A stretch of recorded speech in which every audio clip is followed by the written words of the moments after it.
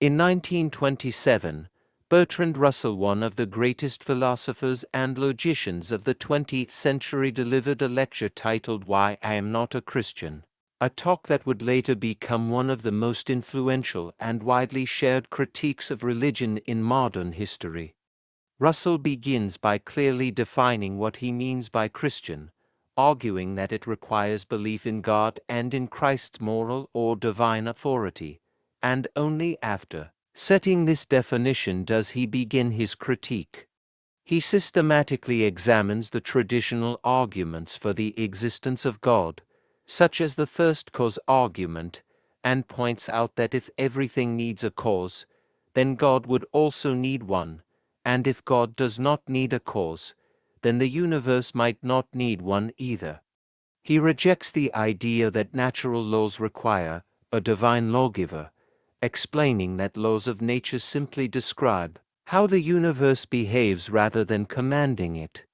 Russell also challenges the argument from design, stating that complexity and order can arise naturally through processes like evolution, and that claiming God as a designer only raises the question of who designed God. Moving beyond theology, Russell turns to morality, arguing that ethics do not come from religion, but from human concern for well-being, and he criticizes Christian morality for relying on obedience, guilt, and the threat of punishment rather than compassion and reason. One of his most famous claims is that religion is based primarily on fear of death, fear of the unknown, and fear of divine punishment, and he believed that such fear discourages independent thinking and intellectual courage.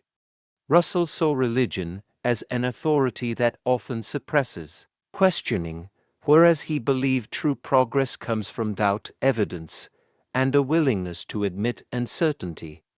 Nearly a century later, "Why I Am Not a Christian" remains viral and relevant because it addresses questions that still divide society: whether belief should be based on evidence, whether morality requires divine command, and whether fear should ever be the foundation of truth, making Russell's calm, rational challenge to religious authority a lasting symbol of free thought and secular inquiry.